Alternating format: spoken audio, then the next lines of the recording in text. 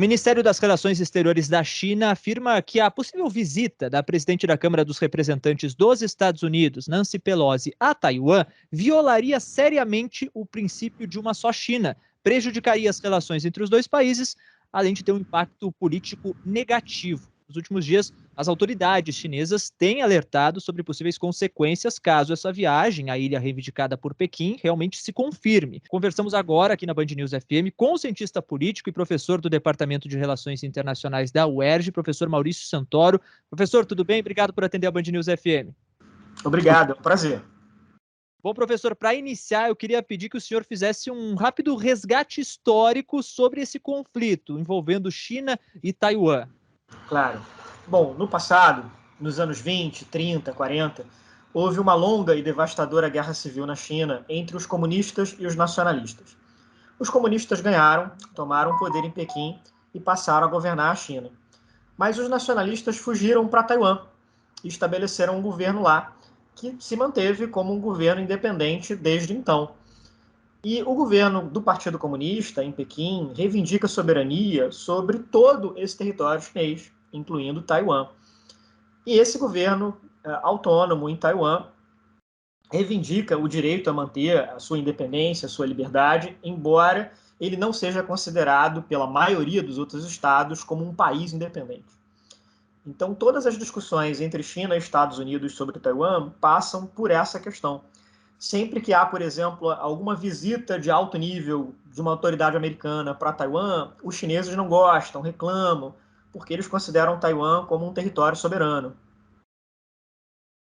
Bom, e dentro desse cenário, qual a importância, primeiro, da figura da presidente da Câmara dos Representantes dos Estados Unidos? Ela é uma dessas figuras de alto escalão que podem visitar Taiwan. E que tipo de mensagem, que tipo de recado isso pode passar para a China? Quer dizer, o que significa essa viagem nesse momento, que é um momento... Bom, a gente fala de um conflito que é muito duradouro, né? Há muitos anos a gente tem esse conflito, há várias décadas, mas nesse momento parece ter uma escalada, né, nesse cenário. Então, por que também visitar Taiwan nesse momento? Que recado é passado para o governo chinês?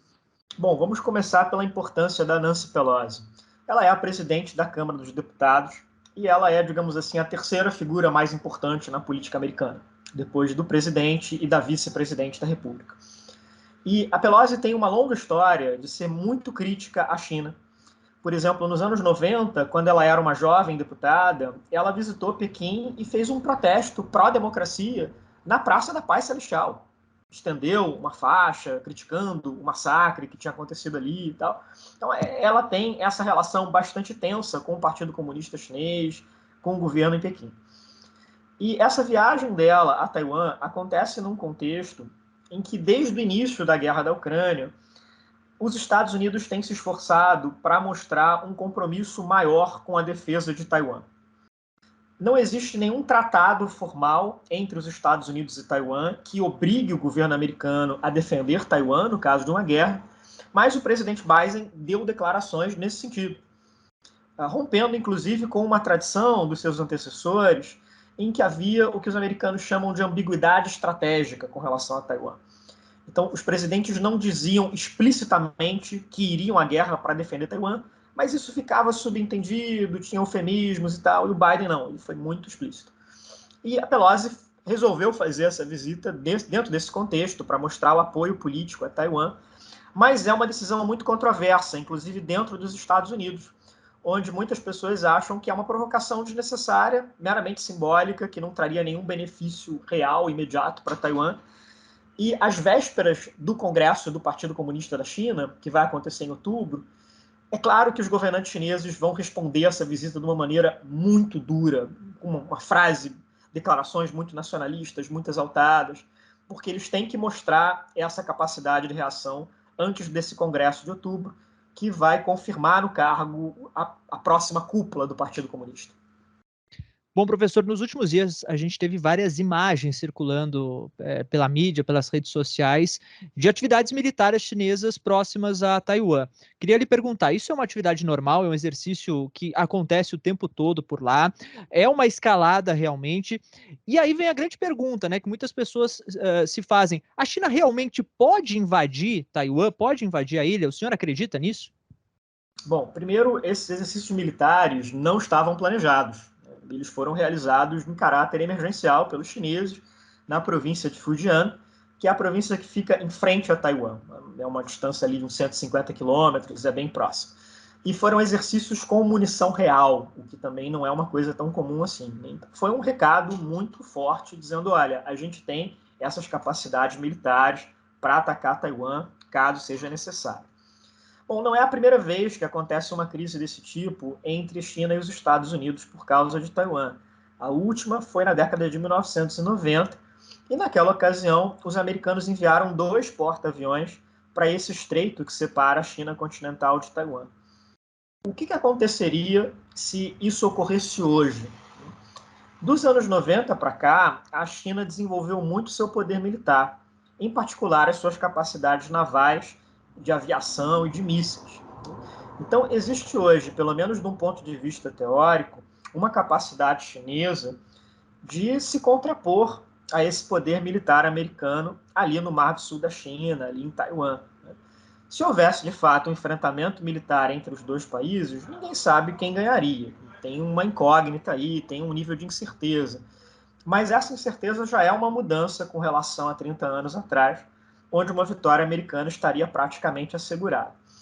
Mas se houver, de fato, uma guerra por causa de Taiwan, seria, como a gente está vendo agora na Ucrânia, um conflito muito duro, brutal e provavelmente muito longo, pelas dificuldades chinesas em realizar um ataque anfíbio, né, através do oceano, numa região onde os americanos têm muita força naval, têm muita aviação, né, e os impactos para a economia global seriam devastadores, porque essa região do Mar do Sul da China é a principal rota de navegação comercial do mundo hoje em dia.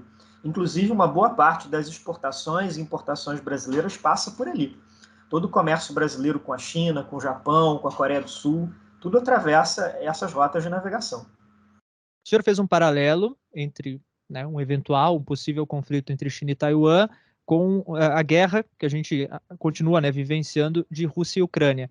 Vários atores internacionais acabaram se posicionando e trouxeram a esse cenário que a gente vive hoje de estagnação da guerra. A gente não sabe direito o que vai acontecer em relação à guerra na Ucrânia. Nesse caso de China e Taiwan, como os principais atores internacionais eles se posicionariam? A OTAN, aliados ocidentais dos Estados Unidos, eles poderiam ter uma postura rígida, uma postura mais próxima do que foi em relação a apoiar a Ucrânia e criticar o exercício, o ataque russo. Por outro lado, como a própria Rússia, como os aliados chineses poderiam se comportar nesse cenário?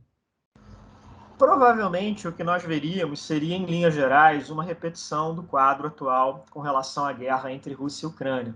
Ou seja, os Estados Unidos, a União Europeia, o Japão, a Austrália se posicionando contra a China, e a Rússia, os países asiáticos, muitos países da América Latina, tentando uma posição mais neutra, de não se envolver, porque sofreriam impactos econômicos muito graves.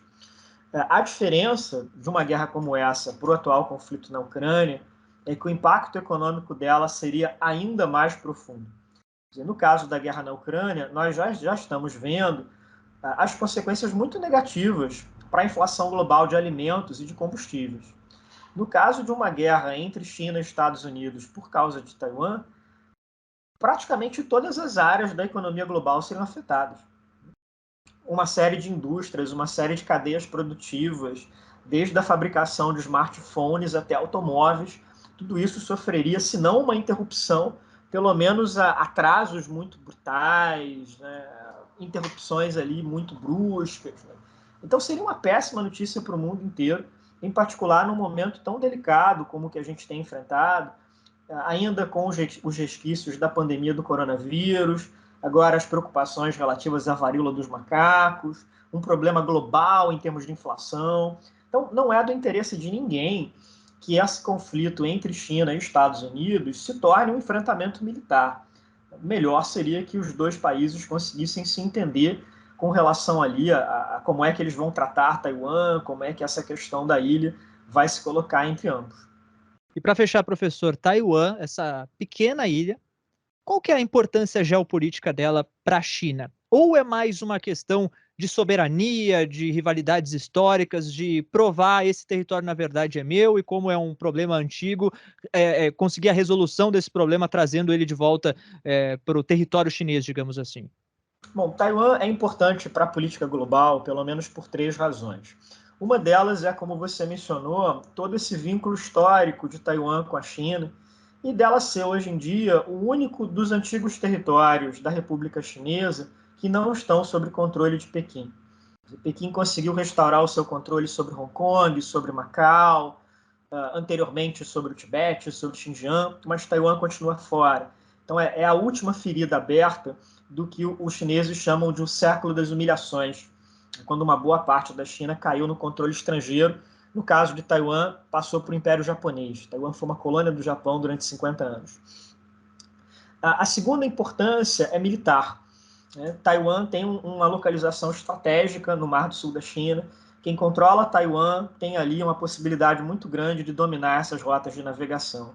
E não por acaso, os grandes impérios marítimos, né, Portugal, Holanda, todos eles também tentaram em algum momento assumir o controle sobre a ilha. E a terceira razão é econômica. Taiwan é uma ilha muito rica. A renda per capita dela é o triplo da renda da China continental.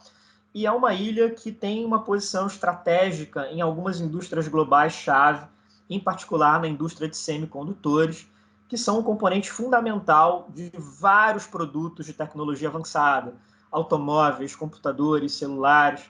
E a China até hoje não conseguiu se tornar autossuficiente em semicondutores. Ela vem tentando muito por meio da sua política industrial, mas até hoje não conseguiu, e Taiwan é a líder global na fabricação de semicondutores. Então essas três razões, razões históricas de soberania, a localização militar e a indústria de semicondutores, tornam Taiwan muito relevante para a política internacional, muito mais do que a gente poderia imaginar numa ilha de médio porte com 25 milhões de habitantes. Perfeito. Conversamos aqui na Band News FM com o cientista político e professor do Departamento de Relações Internacionais da UERJ, Maurício Santoro. Nos ajudou a entender um pouquinho melhor sobre essa situação envolvendo China e Taiwan e também todas as implicações no cenário geopolítico mundial. Professor, muito obrigado. É sempre um prazer. Até um próximo contato. O prazer é meu. Obrigado.